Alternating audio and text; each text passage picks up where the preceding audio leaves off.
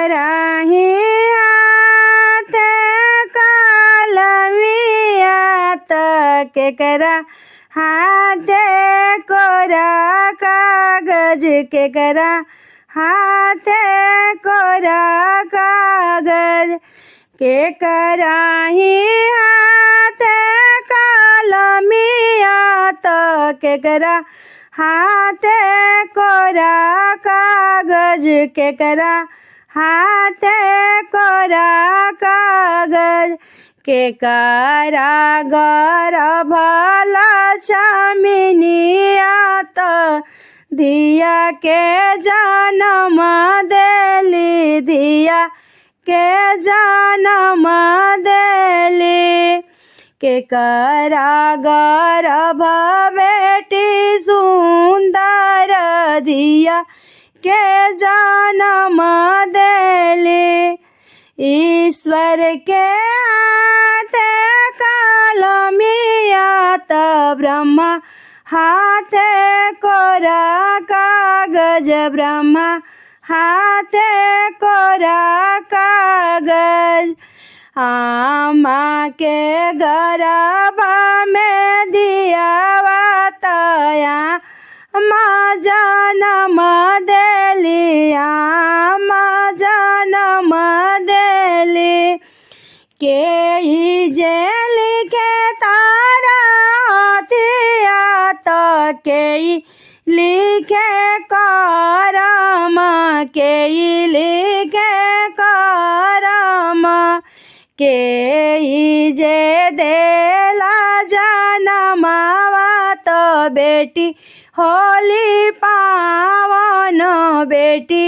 होली पावन ईश्वर लिखा तारा हथिया त ब्रह्मा लिखा करम ब्रह्मा लिखा करम आमा देली दिया जनमावा त बेटी होली पावन बेटी होली पावन आमा जे देली जनमावा त बेटी होली पावन बेटी होली पावन आपा जे बैठा दुआरवा त मने मने सोचेले मने मने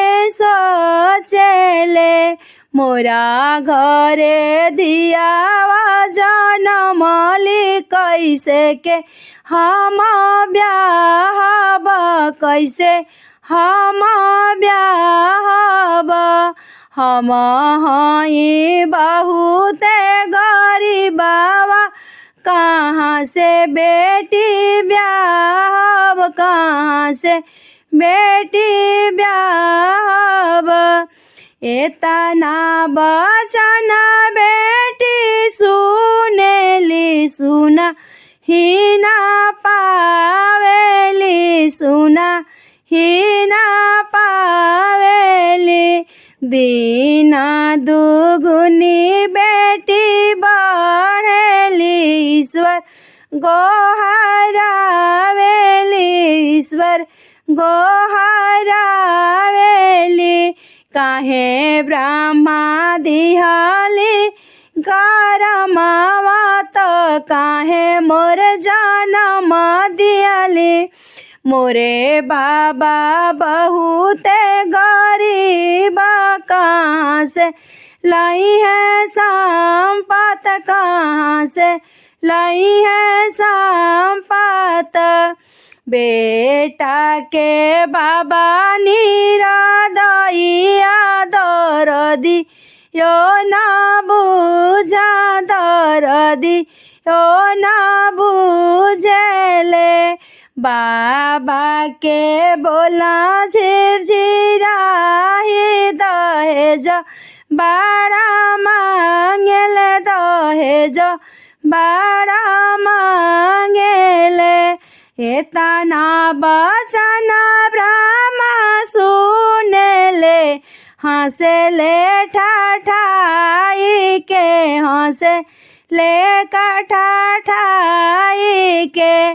बेटी ही आम जनम देली अपा ना करम से अइलू अपा ना करम से बड़बू। तोहर पापा दिहा कन्यादानवा काहे हो तू सोचे, काहे हो तू सोचेलू। हमारे पापा के फाटल धोतिया तो गोड़े ना पनैया हउए, गोड़े ना पनैया हउए। से हो पापा कहाँ पहिया पत हमके नादान करिहा, हमें कन्यादान करिहा। माजे भेजले बचनिया तो पापा तोहर अमीर बाड़े। बेटा के पापा गरीब बाड़े, तोहर पापा अमीर बाड़े। जवन बर के मांगेले दहेजवा तो उ तो बड़ा भिखारी बाड़े, उ तो बड़े भिखारी बाड़े। तोहर बाबा बाड़े राजवाड़ावा कन्या के अपना दान कइले, जंगी पवित्र कइले, अंगना के पाख कइले। तोहर बाबा बाड़े धर्म से ठत, जंगी पवित्र कइले, अंगना के पाख कइले। दिनवा दुगुनी कइले, रतिया चगुनी भइले। सब कर हंसे लागल घरवा तोहार, घरवा बिहसे तोहार, घरवा बिहसेला।